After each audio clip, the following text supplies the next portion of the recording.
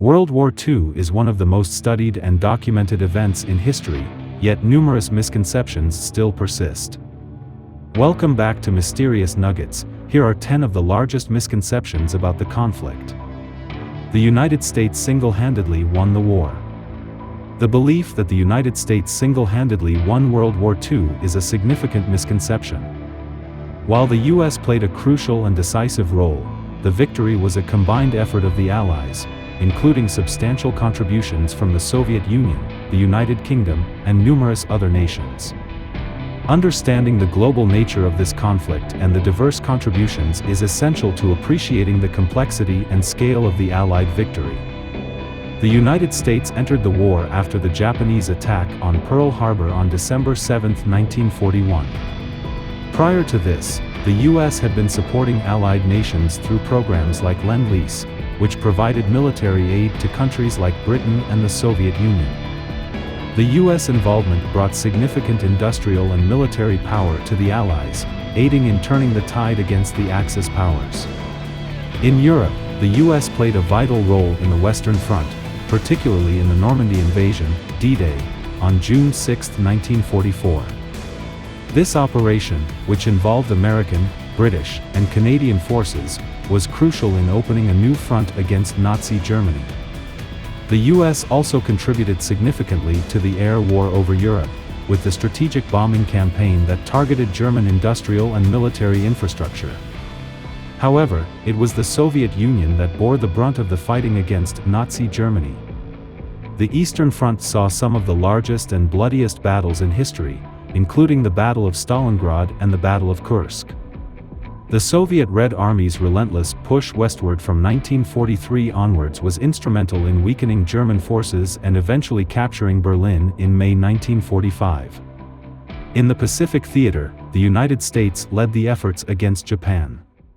Key battles such as Midway, Guadalcanal, and the island-hopping campaigns were primarily American operations.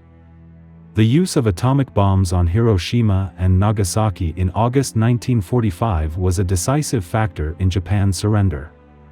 However, it's important to note the contributions of other Allied nations, including Australia, China, and the United Kingdom, in the Pacific Campaign. The United Kingdom, under the leadership of Winston Churchill, stood alone against Nazi Germany for a significant period before the US entry into the war.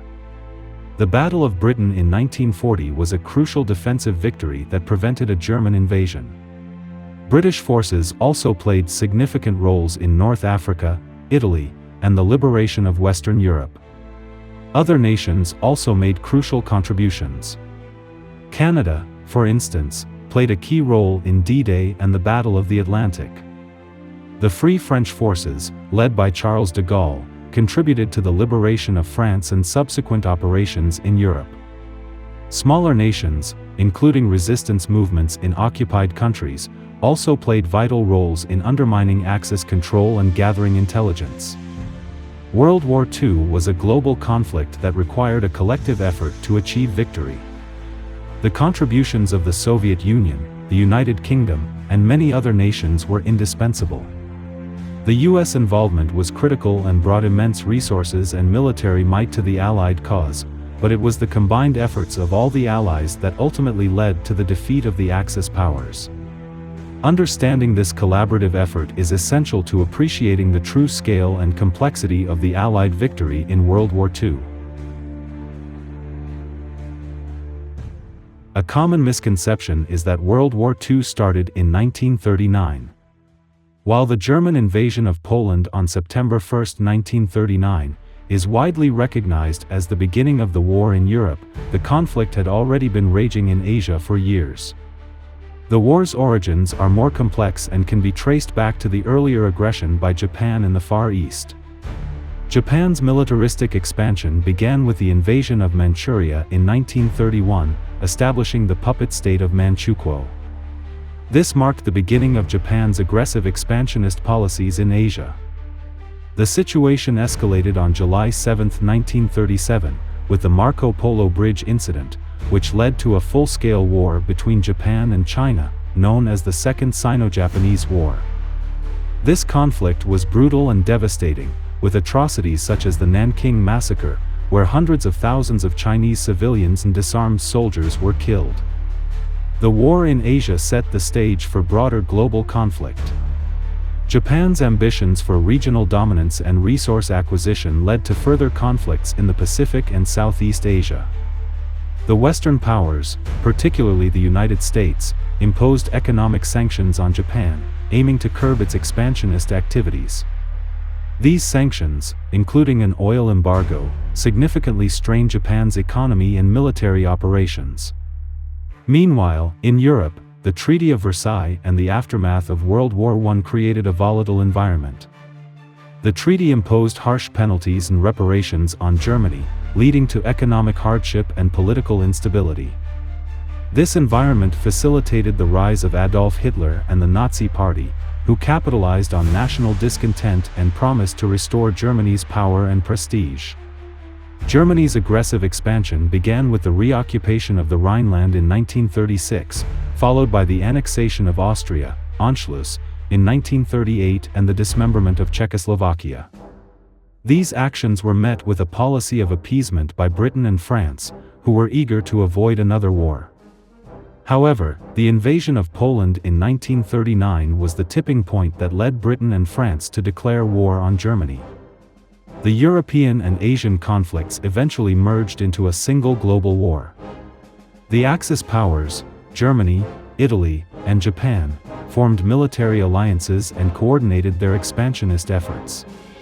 The war in Europe expanded further with Germany's invasions of Denmark, Norway, Belgium, the Netherlands, and France in 1940, followed by the Battle of Britain. The war became truly global on December 7, 1941, when Japan attacked Pearl Harbor, bringing the United States into the conflict.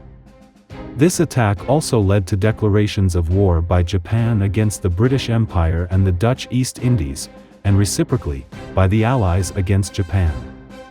The entry of the United States and its industrial and military power significantly changed the dynamics of the war.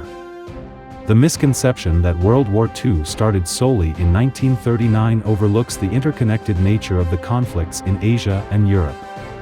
The war was the result of multiple aggressions and geopolitical tensions that had been building for years. Understanding these earlier events provides a more comprehensive view of the war's origins and the global scale of the conflict. The Maginot Line was useless. The Maginot Line, a line of defensive fortifications built by France along its German border in the 1930s, is often cited as a symbol of military futility and strategic failure. However, the notion that the Maginot Line was useless is a misconception.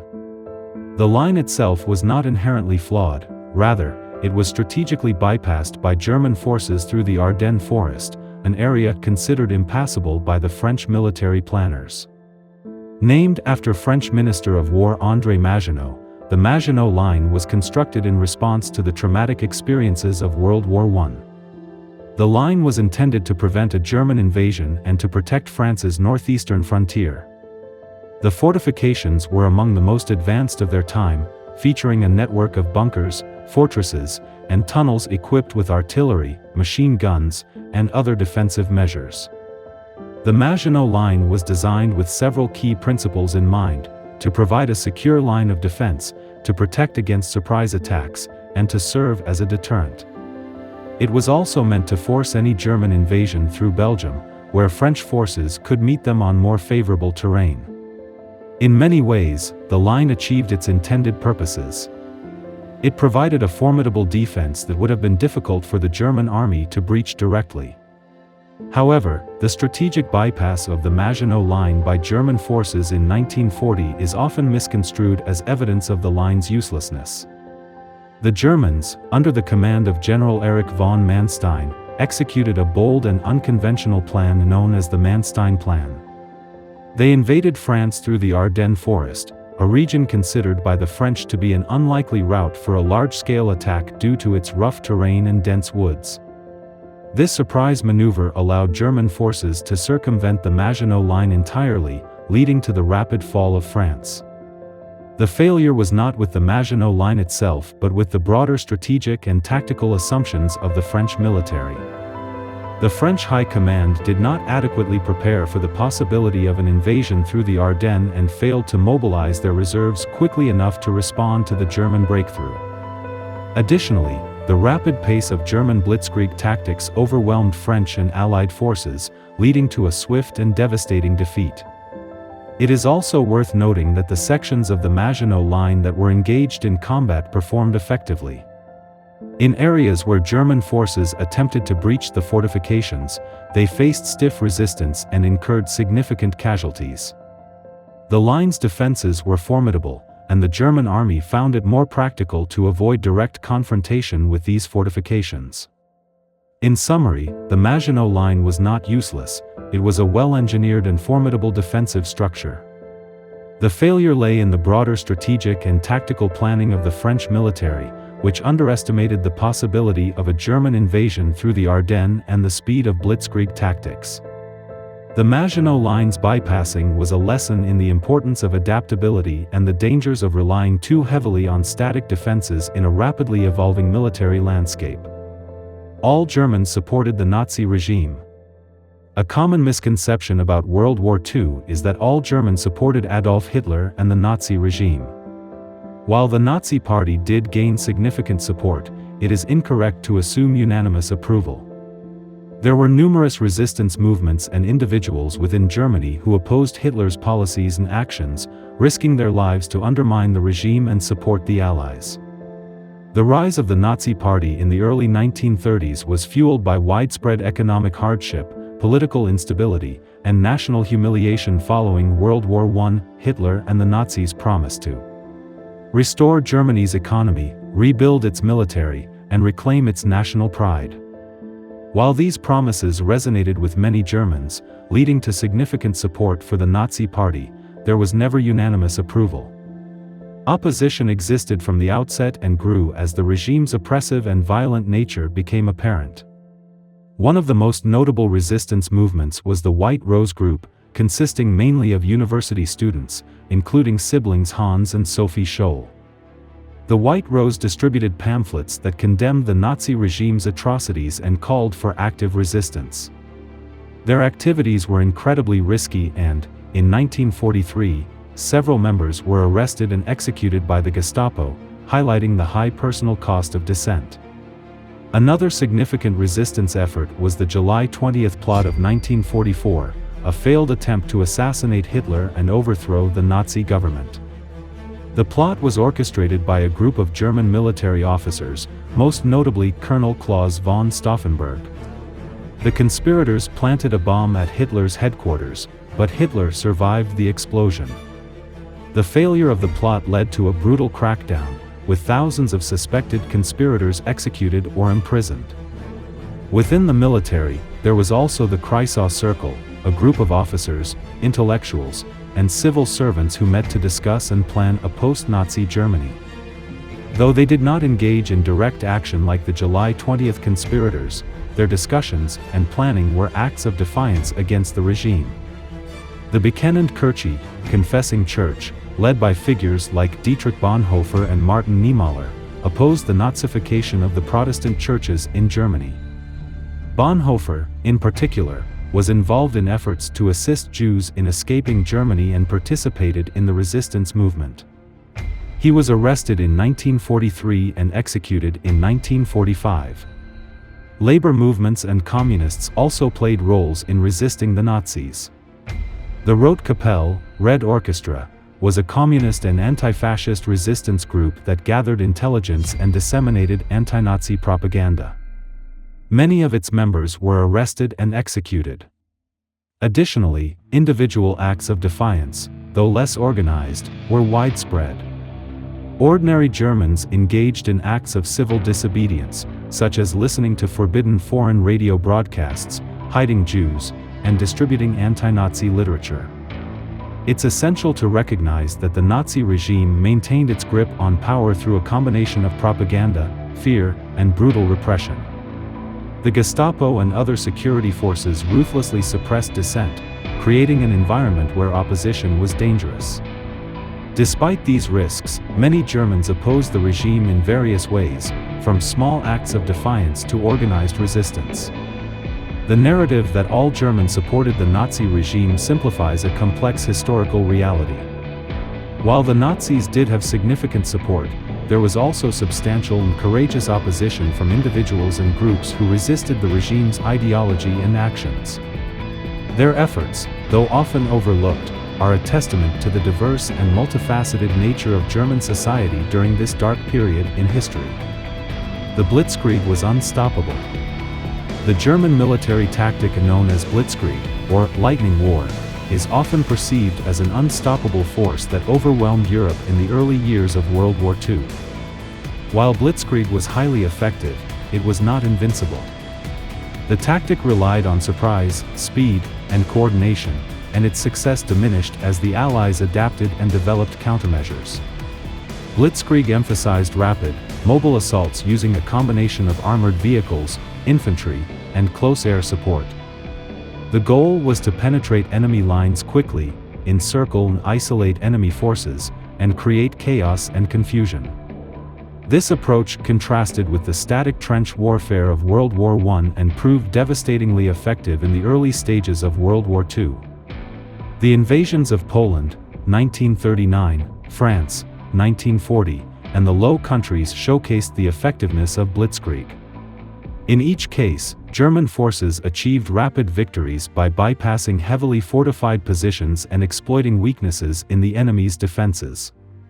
The fall of France, in particular, was dramatic. The German army managed to defeat French and British forces in just 6 weeks. However, the perception of Blitzkrieg as unstoppable began to change as the war progressed. The initial successes were partially due to the element of surprise and the unpreparedness of the Allied forces. Once the Allies understood the tactics, they developed strategies to counter them. In the Battle of Britain, 1940, the Royal Air Force, RAF, successfully defended against the German Luftwaffe's attempts to gain air superiority, a crucial component of Blitzkrieg. The failure to achieve air dominance forced Germany to postpone and eventually abandon plans for an invasion of Britain. The invasion of the Soviet Union in 1941, known as Operation Barbarossa, further tested the limits of Blitzkrieg. Initially, the Germans achieved significant advances, capturing vast territories and encircling large Soviet armies. However, the vastness of the Soviet Union, logistical challenges, harsh winter weather, and fierce Soviet resistance halted the German advance. The Battle of Moscow, 1941, and the Siege of Leningrad, 1941–1944, marked significant setbacks for the Germans, and the tide began to turn with the Soviet counteroffensive at Stalingrad, 1942–1943. The North African Campaign, 1940–1943, also demonstrated the limits of Blitzkrieg. The desert terrain presented unique challenges, and the British forces, under commanders like Bernard Montgomery, adapted their tactics to counter German General Erwin Rommel's maneuvers. The decisive Battle of El Alamein, 1942, marked a turning point in the campaign, leading to the eventual defeat of Axis forces in North Africa. The Western Allies, particularly the United States and Britain, learned from early defeats and developed strategies to counter Blitzkrieg. In the D-Day invasion, 1944, Allied forces landed on the beaches of Normandy, employing overwhelming air and naval superiority to establish a foothold in Europe. The successful invasion demonstrated the effectiveness of combined arms operations and the ability to overcome fortified positions. The later stages of the war saw the Allies gain the upper hand through superior industrial production, better coordination, and the development of new technologies. The widespread use of tanks, mechanized infantry, and close air support by the Allies mirrored and eventually surpassed the Blitzkrieg tactics of the Germans. In summary, Blitzkrieg was a revolutionary and highly effective military tactic in the early years of World War II, but it was not unstoppable. Its success relied heavily on surprise, speed, and the unpreparedness of the enemy. As the Allies adapted and developed countermeasures, the effectiveness of Blitzkrieg diminished. The eventual Allied victory was achieved through superior strategy, coordination, and resources, demonstrating that even the most formidable tactics can be countered with the right adaptations and innovations. The French army did not fight. A prevalent misconception about World War II is that the French army did not fight or put up significant resistance during the German invasion of 1940. This belief overlooks the reality of the situation and the heavy casualties and fierce battles that occurred during the Battle of France. The French military fought bravely and suffered substantial losses, but a combination of strategic, tactical, and political factors led to their rapid defeat. The German invasion of France, known as the Battle of France, or the Fall of France, began on May 10, 1940. The German strategy, formulated in the Manstein Plan, involved a surprise attack through the Ardennes forest, bypassing the heavily fortified Maginot Line. This move allowed German forces to encircle and isolate the Allied armies in Belgium and northern France. Despite the strategic surprise, the French army did engage in numerous battles and put up considerable resistance. The Battle of Sedan, May 12 to 15, 1940, was a critical engagement where German forces crossed the Meuse River and broke through French defenses. The French 55th Infantry Division fought valiantly but was overwhelmed by the speed and coordination of the German assault. The Battle of Sedan, May 12 to 15, 1940, was a critical engagement where German forces crossed the Meuse River and broke through French defenses. The French 55th Infantry Division fought valiantly but was overwhelmed by the speed and coordination of the German assault. The Battle of Arras, May 21, 1940, saw a counterattack by British and French forces against the German panzer divisions. Although the counterattack had some initial success, it was ultimately repelled due to the numerical and tactical superiority of the Germans. This battle demonstrated the willingness of French and British forces to engage and resist the German advance. One of the most significant acts of French resistance was the Battle of Dunkirk, May 26 to June 4, 1940. As German forces encircled the Allied troops, the British Expeditionary Force and a portion of the French army made a desperate retreat to the coast. The French First Army, under General Vigan, held defensive positions to protect the evacuation at Dunkirk, allowing over 330,000 Allied soldiers to escape to Britain. The bravery and sacrifice of the French soldiers during this critical period were instrumental in the success of the evacuation. The defense of the Maginot Line itself also saw fierce fighting. Although the main German thrust bypassed the line, several fortifications were attacked directly. French troops stationed along the line held their ground and inflicted heavy casualties on the attacking German forces. The fortresses were well defended and proved difficult to capture, showcasing the resilience of the French defenders. The rapid collapse of France was due to several factors beyond the performance of the individual soldiers. The French High Command was plagued by outdated tactics, poor communication, and strategic miscalculations. The political leadership was also divided and unprepared for the scale and speed of the German invasion.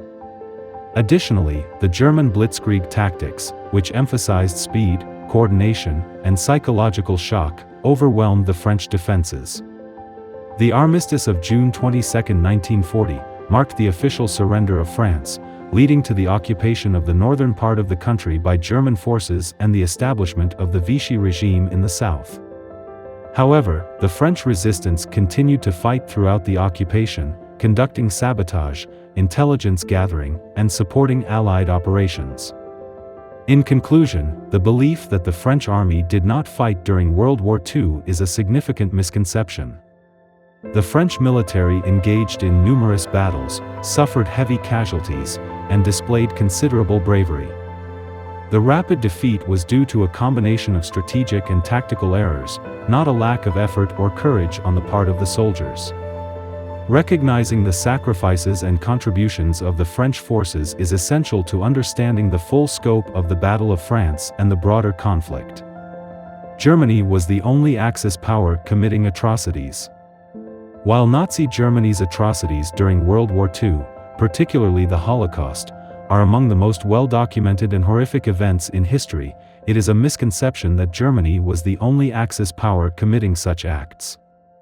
Other Axis powers, most notably Japan, also committed numerous atrocities that resulted in millions of deaths and severe suffering. Japan's actions in China are among the most egregious.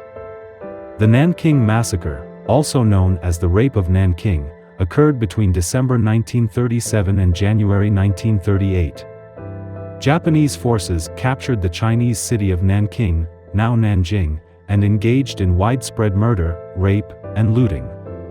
Estimates of the death toll vary, but it is generally accepted that between 200,000 and 300,000 Chinese civilians and unarmed soldiers were killed. Tens of thousands of women were raped, and the city was left in ruins. The brutality of the Japanese soldiers shocked the world and remains a dark chapter in history. In addition to the Nanking Massacre, Japan's use of biological and chemical warfare during the war is another horrific aspect. The notorious Unit 731, based in Manchuria, conducted experiments on prisoners, testing biological weapons such as plague, anthrax, and cholera. Thousands of Chinese civilians and prisoners of war were subjected to these inhumane experiments, resulting in countless deaths and suffering. The Bataan Death March is another example of Japanese atrocities. In April 1942, following the surrender of American and Filipino forces in the Philippines, approximately 75,000 prisoners of war were forced to march 65 miles under brutal conditions.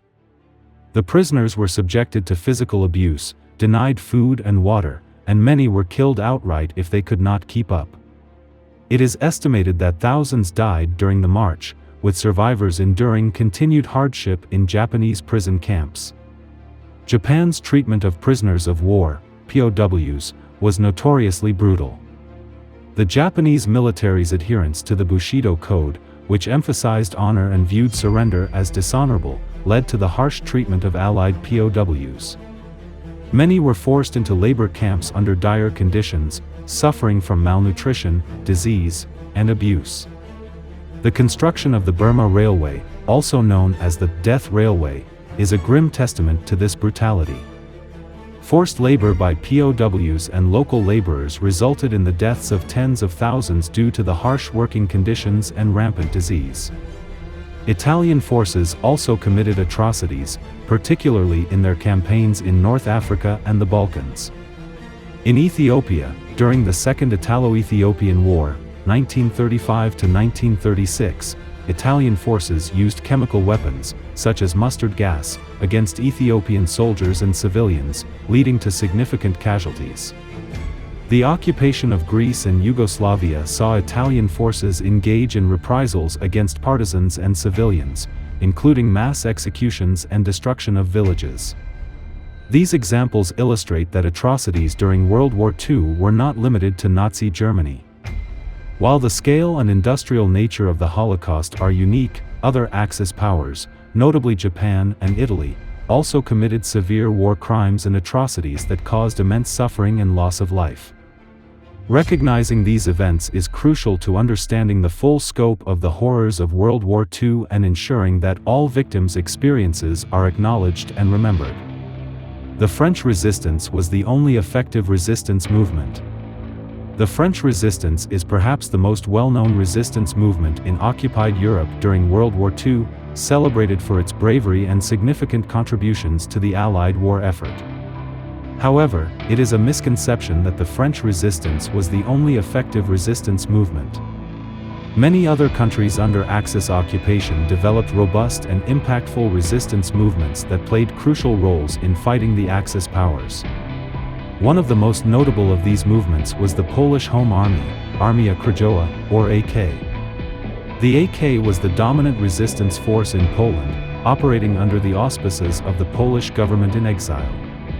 It conducted a wide range of activities, including intelligence gathering, sabotage, and direct military action against German forces.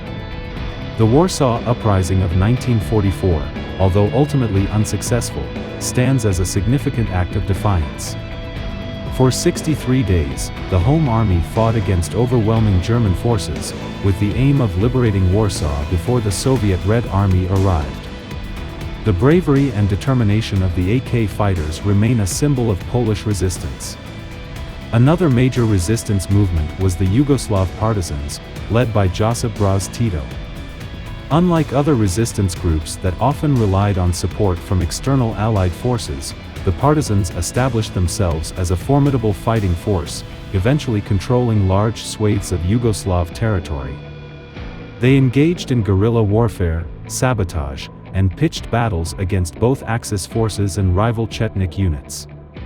By 1944, the partisans had grown into a significant military force, playing a crucial role in liberating Yugoslavia and eventually establishing the post-war socialist state. In Greece, the National Liberation Front, EAM, and its military wing, the Greek People's Liberation Army, ELAS, led significant resistance efforts. They carried out sabotage missions, engaged in guerrilla warfare, and provided intelligence to the Allies.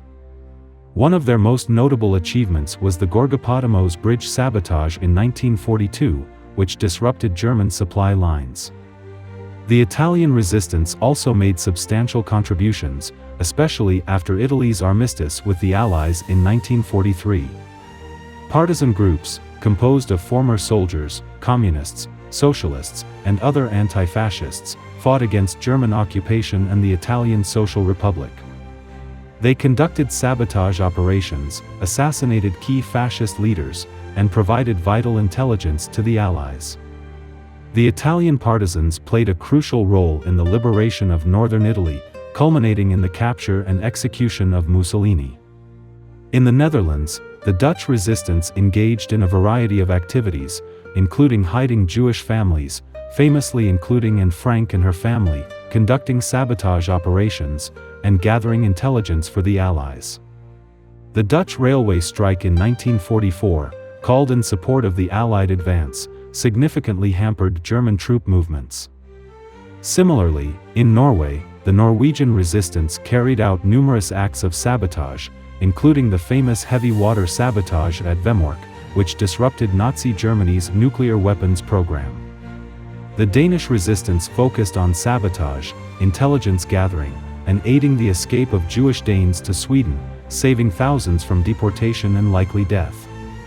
In summary, while the French resistance was indeed significant and effective, it was far from the only resistance movement in occupied Europe.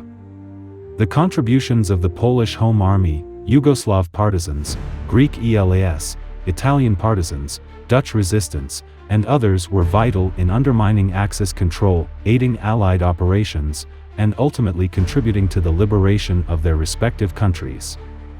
These movements collectively demonstrate the widespread and determined opposition to Axis occupation across Europe. All Axis powers were fully coordinated. A common misconception about World War II is that the Axis powers, primarily Germany, Italy, and Japan, operated as a fully coordinated and cohesive alliance.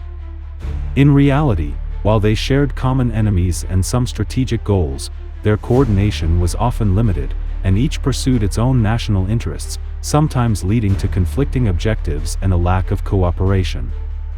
The Axis alliance was primarily formed through the Tripartite Pact, signed by Germany, Italy, and Japan in September 1940. This pact pledged mutual support in the event of an attack by a country not already involved in the war, which primarily targeted the United States. However, beyond this agreement, there was little in the way of a unified strategic plan or centralized command structure. Germany and Japan had vastly different theaters of operation and strategic priorities. Germany was focused on conquering and consolidating control over Europe, while Japan sought to dominate East Asia and the Pacific. This geographical separation made joint military operations and strategic planning difficult. For example, the Germans did not provide substantial direct military assistance to Japan in the Pacific, nor did Japan significantly aid Germany in Europe. The coordination between Germany and Italy was somewhat closer, given their proximity and shared interests in Europe and North Africa. However, even this partnership was fraught with difficulties. Italian military campaigns in Greece and North Africa were often poorly coordinated and executed, leading to significant setbacks that required German intervention. For instance, the Italian invasion of Greece in 1940 stalled, prompting Germany to launch its own invasion of Greece and Yugoslavia in 1941 to secure the southern flank. In North Africa, the Italian defeats at the hands of British forces necessitated the deployment of the German Afrika Korps under General Erwin Rommel. While Rommel's presence bolstered Axis efforts, the lack of effective coordination between German and Italian forces hampered their campaigns. Supply issues, differing military doctrines, and conflicting strategic priorities often led to operational inefficiencies. The situation was even more complex with Japan, as there was minimal direct coordination with either Germany or Italy. The Axis powers did not hold joint strategic planning meetings, and their military operations were largely conducted independently. This lack of coordination was evident in several key areas. For example, Japan's attack on Pearl Harbor in December 1941 brought the United States into the war but was undertaken without prior consultation with Germany or Italy. While this event benefited Germany by opening another front for the Allies, it was not the result of a coordinated Axis strategy. Moreover, the ideological differences between the Axis powers also hindered their cooperation. While all three regimes were authoritarian and expansionist, their specific ideologies and goals differed. Nazi Germany's racial policies and vision of a new European order were distinct from Japan's imperial ambitions in Asia and Italy's aspirations for a new Roman Empire. These differing visions often led to friction and a lack of a cohesive long-term strategy. Another example of limited coordination was the handling of technological and industrial resources. While there were some exchanges of technology and expertise, such as the transfer of German U-boat designs to Japan, these were exceptions rather than the rule.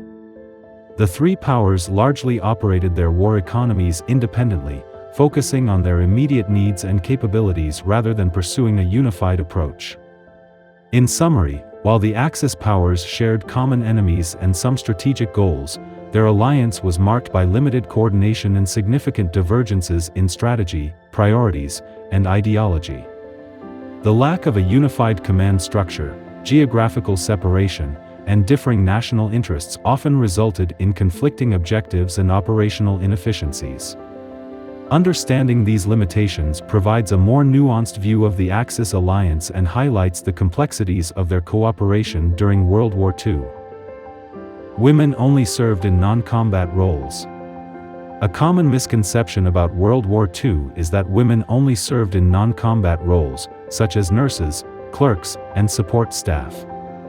While women indeed played crucial roles in these capacities, many also served in direct combat and other frontline positions, making significant contributions to the war effort. In the Soviet Union, women were integrated into the military in a variety of combat roles. The Soviet military, facing immense pressure on the Eastern Front, utilized women not just in auxiliary positions but as snipers, pilots, machine gunners, tank crew members, and partisans.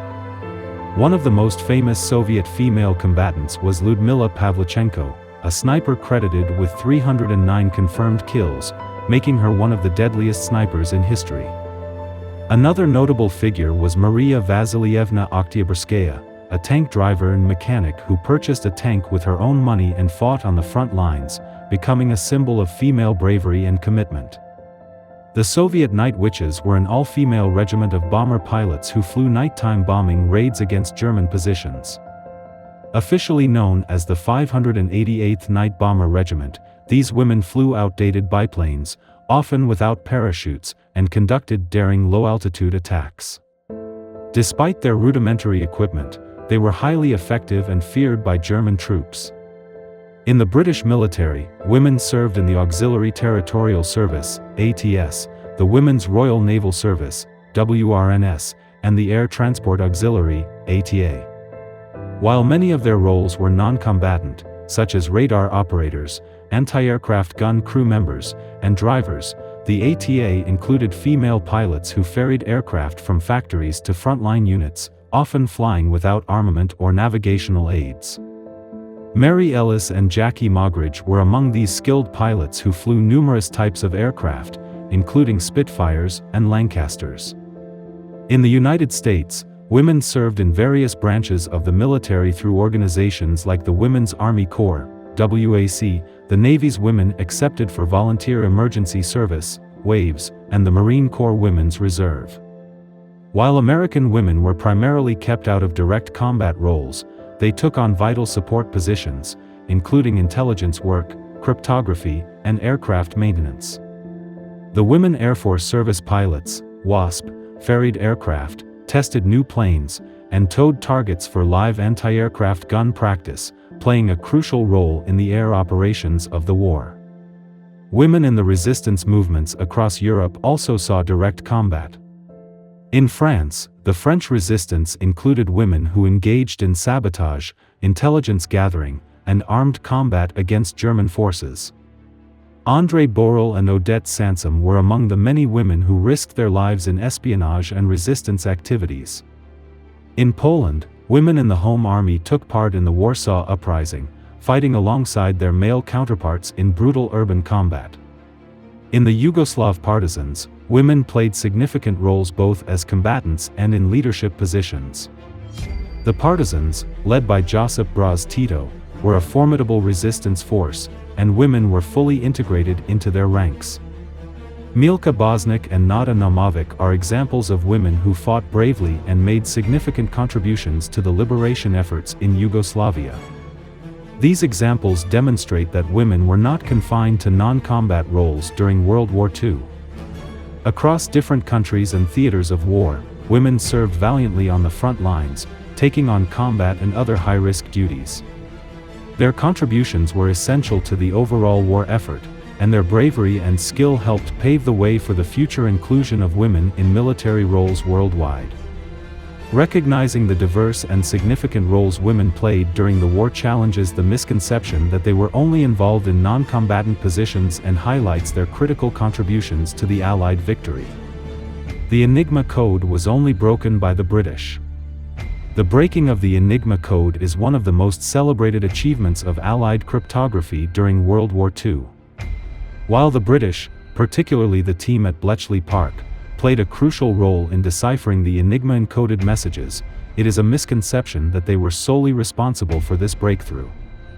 The efforts of Polish cryptographers prior to the war were instrumental in the eventual success of the Allied code-breaking efforts.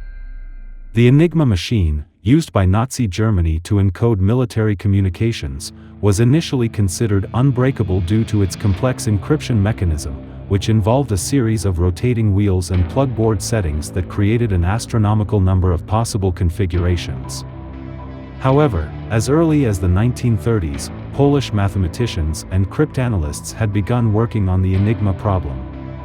3 Polish cryptologists, Marian Rejewski, Jerzy Rzycki, and Henryk Zygalski, made significant strides in understanding and breaking Enigma codes.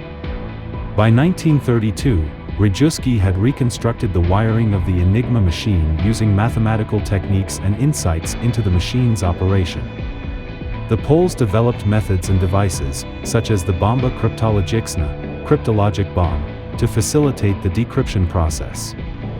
In July 1939, just before the outbreak of World War II, Poland shared its findings with British and French intelligence. This collaboration was crucial, as it provided the Allies with a foundation upon which they could build their own code-breaking efforts.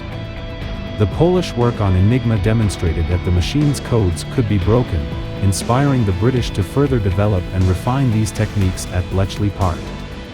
At Bletchley Park, a team of brilliant cryptanalysts, including Alan Turing, Gordon Welchman, and Dilly Knox, expanded on the Polish breakthroughs. Turing's development of the bomb machine, an electromechanical device designed to speed up the decryption process, was a significant advancement. The bomb worked by simulating the workings of the Enigma machine and searching for the correct settings that would decode the messages. The work at Bletchley Park was highly collaborative, involving not only British but also American and other Allied cryptographers. The exchange of intelligence and technical knowledge among the Allies was critical to the success of the code-breaking efforts. For instance, the British shared their insights and techniques with American cryptographers, leading to the establishment of similar code-breaking operations in the United States. Breaking the Enigma codes provided the Allies with invaluable intelligence, codenamed Ultra, which significantly contributed to the war effort. Ultra-intelligence allowed the Allies to anticipate German military movements, disrupt supply lines, and make informed strategic decisions. Notable successes attributed to Ultra include the victory in the Battle of the Atlantic, where decrypted Enigma messages helped Allied convoys avoid German U-boat patrols, and the success of D-Day, where Ultra-intelligence informed the planning and execution of the Normandy invasion. In summary, while the British played a pivotal role in breaking the Enigma code, it is essential to recognize the foundational contributions of Polish cryptographers and the collaborative efforts of Allied intelligence. The combined work of these individuals and nations was instrumental in deciphering Enigma encrypted messages, providing the Allies with a significant strategic advantage that contributed to the eventual defeat of Nazi Germany. Acknowledging the multinational and cooperative nature of this achievement offers a more comprehensive understanding of one of World War II's most critical intelligence successes. Pearl Harbor was a complete surprise. The attack on Pearl Harbor on December 7, 1941, is often portrayed as a complete surprise that caught the United States entirely off guard. While the attack was indeed a shock and had devastating consequences, it is a misconception that there were no warnings or indications of a possible Japanese offensive. In reality, there were signs and intelligence pointing to an impending Japanese action, though the exact target and timing were not anticipated by U.S. commanders. In the months leading up to the attack, tensions between the United States and Japan had been escalating. Japan's expansionist policies in Asia, particularly its invasion of China and its move into French Indochina, had led to increasing friction. The U.S. response included economic sanctions, such as the oil embargo imposed in July 1941, which severely threatened Japan's resource supplies and strategic ambitions. These actions made conflict between the two nations increasingly likely. American intelligence had intercepted Japanese communications through a program known as MAGIC, which involved the decryption of Japanese diplomatic and military codes. These intercepted messages revealed that Japan was preparing for a major military operation, but the specific details and targets remained unclear. Analysts and military leaders debated potential targets, which included the Philippines, Thailand, the Dutch East Indies, and Malaya, but the possibility of an attack on Pearl Harbor was not given sufficient weight. There were also specific warnings about the vulnerability of Pearl Harbor. In early 1941, naval exercises and war games highlighted the risk of an air attack on the base. Notably, Admiral James O. Richardson, then commander of the U.S. Pacific Fleet, expressed concerns about the fleet's positioning at Pearl Harbor, arguing that it was vulnerable to a surprise attack. However, these warnings did not lead to significant changes in defensive preparations or strategy. On the eve of the attack, several signs indicated an imminent threat. For instance, on December 6, U.S. intelligence intercepted a message from Tokyo to the Japanese embassy in Washington, instructing them to destroy certain codes and prepare for a break in diplomatic relations. This was seen as a clear indication of an impending Japanese move, though the exact nature of the threat remained unclear. On the morning of December 7, there were further indicators of an approaching attack.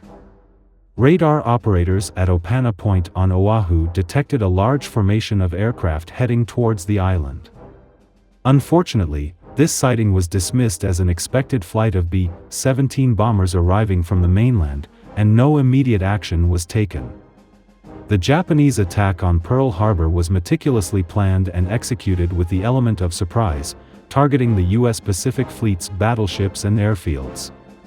The attack resulted in significant losses. Over 2,400 Americans were killed, and numerous ships and aircraft were destroyed or damaged. However, the absence of U.S. aircraft carriers, which were not in the harbor at the time, proved to be a crucial factor in the subsequent American naval strategy and successes in the Pacific War. In summary, while the attack on Pearl Harbor was a shock and had devastating effects, it was not entirely without warning. There were numerous signs and intelligence indications of a potential Japanese offensive, though the specific target and timing were not anticipated. The failure to adequately interpret and act on these warnings contributed to the surprise and impact of the attack. Understanding these nuances provides a more comprehensive perspective on the events leading up to Pearl Harbor and highlights the challenges of intelligence interpretation and decision-making in times of crisis. Germany's economy was self-sufficient during the war. A prevalent misconception about Nazi Germany during World War II is that its economy was self-sufficient and capable of sustaining its extensive military operations independently. In reality, Germany's war economy was heavily dependent on resources from occupied territories and countries, and this reliance on external supplies played a significant role in both its initial successes and eventual downfall. Before the war, Germany faced significant economic challenges, including shortages of raw materials and foreign currency reserves. To address these issues, the Nazi regime pursued a policy of autarky, aiming for economic self-sufficiency by increasing domestic production and reducing reliance on imports. However, despite these efforts, Germany's economy remained vulnerable, particularly in terms of essential resources such as oil, rubber, and certain metals. The invasion and occupation of other European countries were, in part, motivated by the desire to secure these vital resources. For example, the conquest of Poland, the Low Countries, and France provided Germany with access to agricultural products, industrial capacity, and raw materials. The occupation of the Balkans and North Africa was also driven by the need to secure oil supplies and other critical resources. One of the most significant examples of Germany's reliance on external resources was its dependence on Soviet oil. Before the launch of Operation Barbarossa in June 1941, Germany imported large quantities of oil from the Soviet Union under the German-Soviet Commercial Agreement of 1940. The invasion of the Soviet Union aimed not only at territorial expansion but also at securing the rich oil fields of the Caucasus to ensure a steady supply of fuel for the German war machine. Germany's occupation policies were often brutal, aimed at extracting the maximum economic benefit from occupied territories. The exploitation of forced labor was a key component of this strategy. Millions of people from occupied countries, including civilians and prisoners of war, were forcibly conscripted to work in German factories, farms, and infrastructure projects. This exploitation provided a significant boost to the German war economy but also created widespread suffering and resistance among the occupied populations. Despite these efforts, Germany's economic situation deteriorated as the war progressed. The Allied strategic bombing campaign targeted key industrial and transportation infrastructure, severely disrupting production and supply lines. The bombing of synthetic oil plants, in particular, had a devastating impact on Germany's ability to produce fuel, further exacerbating shortages. The failure to secure the oil fields of the Caucasus during the Eastern Front campaigns, coupled with the eventual loss of territories in the Soviet Union, deprived Germany of critical resources. The situation became dire by 1944, with severe shortages of fuel, raw materials, and food contributing to the collapse of the German war effort. Germany's reliance on external resources was a critical factor in its strategic decisions and ultimately its defeat. The inability to achieve true economic self-sufficiency and the failure to secure and maintain access to vital resources from occupied territories underscored the limitations of the Nazi war economy. Understanding this reliance provides a more nuanced perspective on the economic and strategic challenges faced by Germany during World War II and highlights the interconnected nature of military and economic factors in the conflict. Germany had superior technology throughout the war. Another common misconception about World War II is that Germany consistently maintained superior technology compared to the Allies. While Germany did develop several advanced technologies and innovative weaponry, it is an oversimplification to say that they held a technological edge throughout the entire conflict. The Allies also made significant technological advancements that played crucial roles in their eventual victory. Germany is often credited with pioneering technologies such as the V-2 rocket, the world's first long-range guided ballistic missile. The V-2, developed by Wernher von Braun and his team, represented a significant technological leap and was used to target London and other cities. However, the V-2 program consumed vast resources and had limited strategic impact relative to its cost. German tank designs, such as the Panther and Tiger tanks, are also frequently highlighted as examples of superior technology. These tanks featured advanced armor and firepower, making them formidable opponents on the battlefield. However, they were also expensive to produce, mechanically complex, and prone to breakdowns. The Allies, on the other hand, focused on producing large numbers of reliable and easier-to-maintain tanks like the American Sherman and the Soviet T-34. The sheer numbers and reliability of Allied tanks often outweighed the technological advantages of German designs. The German Luftwaffe initially had an edge with aircraft such as the Messerschmitt Bf 109 and the Focke-Wulf Fw 190. However, as the war progressed, Allied aircraft technology caught up and eventually surpassed that of the Germans. The introduction of the American P-51 Mustang, with its long-range capabilities and effective escort role for bombers, significantly contributed to gaining air superiority over Europe. Additionally, the British Supermarine Spitfire and the Soviet Yak-3 were formidable fighters that matched or exceeded the performance of their German counterparts. In terms of naval technology, the German U-boat fleet initially posed a significant threat to Allied shipping in the Atlantic. The development of Wolfpack tactics allowed U-boats to inflict heavy losses on Allied convoys. However, the Allies eventually developed effective countermeasures, including improved sonar, depth charges, and the breaking of the Enigma code, which allowed them to anticipate and counter U-boat operations. The introduction of long-range patrol aircraft and escort carriers also helped turn the tide in the Battle of the Atlantic. Radar technology is another area where the Allies made crucial advancements. The British development of chain-home radar systems provided early warning of incoming German air raids during the Battle of Britain, allowing the RAF to effectively intercept and repel attacks. This early warning system was a significant factor in the British victory in the Battle of Britain and demonstrated the critical role of radar technology in modern warfare. In the field of cryptography, the breaking of the Enigma code by Allied cryptanalysts at Bletchley Park, building on earlier Polish efforts, provided the Allies with a significant intelligence advantage. The ability to decrypt German military communications allowed the Allies to anticipate and counter German operations, contributing to successes in various theaters of the war. Moreover, the Manhattan Project, the Allied effort to develop the atomic bomb, culminated in the creation of a weapon that decisively ended the war in the Pacific. The development and use of atomic bombs on Hiroshima and Nagasaki demonstrated the profound technological capabilities of the Allies and marked a significant turning point in military technology. In conclusion, while Germany developed several advanced and innovative technologies during World War II, it is a misconception that they maintained a consistent technological superiority throughout the war. The Allies made significant technological advancements that matched or surpassed those of the Germans, contributing to their eventual victory. Understanding the dynamic and evolving nature of technological development during the war provides a more balanced perspective on the relative strengths and weaknesses of both the Axis and Allied powers.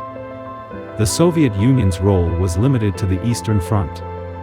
A common misconception about World War II is that the Soviet Union's role was limited to fighting on the Eastern Front and did not significantly impact the overall outcome of the war beyond this theater.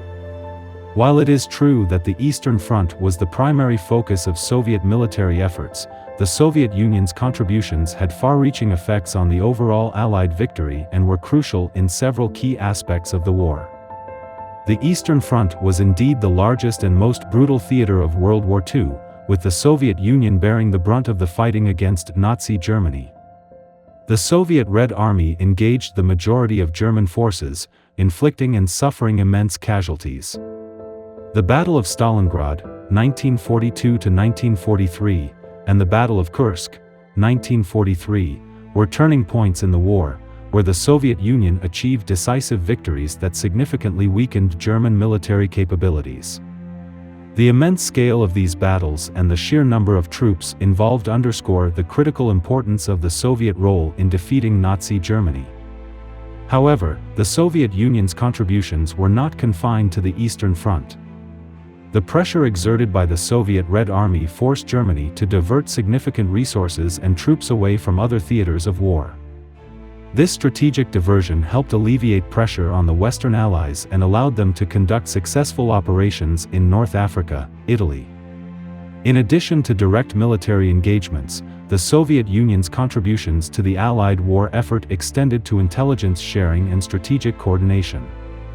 The Tehran Conference in 1943, where Soviet leader Joseph Stalin met with U.S. President Franklin D. Roosevelt and British Prime Minister Winston Churchill, was crucial in planning the D-Day invasion of Normandy.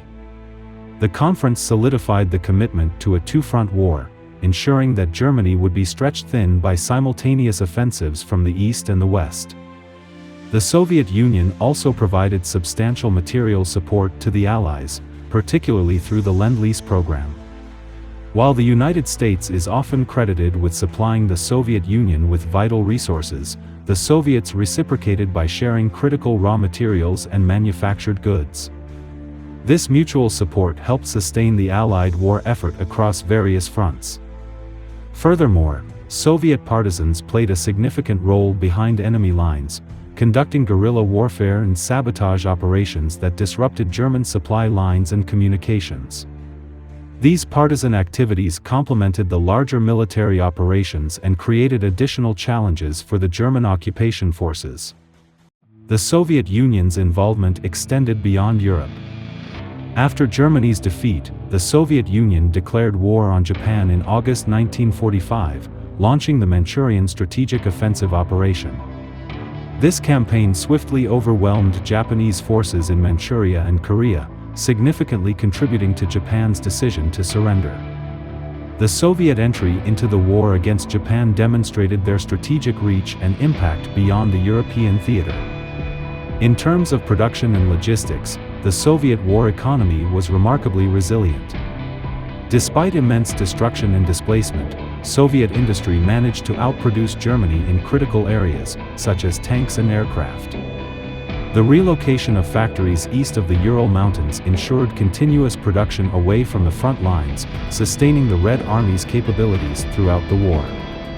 The post-war division of Europe and the onset of the Cold War were also significantly influenced by the Soviet Union's role in World War II.